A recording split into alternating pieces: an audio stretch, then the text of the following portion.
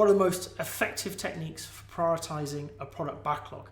Unfortunately, the answer to this question really is it depends, because there's so many things to take into account when prioritizing things that your context is going to be king. And it's only part of the puzzle. Really what we want to do is order the backlog. Priority is about getting the most important thing to the top of the list. Ordering a backlog is about delivering the most important thing soonest. And that is an important difference. So we kick off with priority. And you can use things like Moscow. Most people have come across that. Must, should, could, and would. Simple categorization of the work you need to do into what you have to do, the musts, what you should do. You know you should, but if push comes to shove, you'll let it go. What you could do, and then a bit of a wish list at the end. So Moscow is a really good tool, but it only really kicks off this grouping because then you have a big pile of musts. These are the things we must have built. Well, what order do you take those in? And you need to start overlaying different models. Now you'll come across, if you do a bit of digging, lots and lots of different prioritization models. But the one that I've found most effective with most of the clients that I work with is actually coming up with your own algorithm, getting it in a spreadsheet. And simply to do this, you need to understand what's important to your product. And there's going to be, hopefully, a handful only of key drivers. So 5 or 6 maybe. Okay. For each item, or at least every big item, call it an epic, call it feature, call it theme, call it whatever you want. Okay. You want to sit down with your product owner, because it's their decision, and you probably want to invite some stakeholders in for the big picture stuff. Okay. On this aspect of the product, on this idea of value, how good is this? How well does it help us deliver it? So to make it more concrete, we could be looking at a product that is about employee satisfaction, customer satisfaction, and revenue. And that first item on the list, we want to say, how well does this help us improve customer satisfaction? How well does it help us improve employee satisfaction? And how well does it help us improve revenues?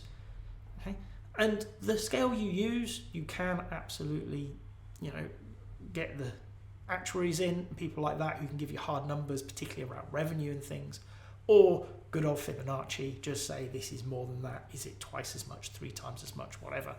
Okay? And that's going to give you a series of numbers. So for your first item, you might have a 3 for customer satisfaction, an 8 for employee satisfaction, and only a 1 for revenue generation.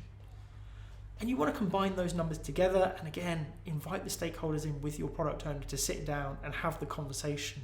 How do these blend together so that it makes sense? It might be simply multiplying them together. Very often, though, one of these drivers is more important today than the others. So you might want to promote that. You might want to double employee satisfaction at the moment, because actually our goal is about happier employees at the moment. So right now that algorithm is going to spit out things that deliver high levels of employee satisfaction over things that deliver revenue generation or customer satisfaction. Okay. What's going to happen is you will end up with a matrix. And there's an ending result, this is worth this. And then you can prioritize it based on that. Best bang for buck in terms of what matters to your product today goes at the top. But please remember, even once you have it fully prioritized, you need to order it. You need to go back through that list, and you really do need developers in this conversation, because very often they have these pieces of the puzzle. Okay, this is the most important thing. But is there anything further down the list that we could do that will allow us to deliver it sooner? And if there is, we're going to push that up the list.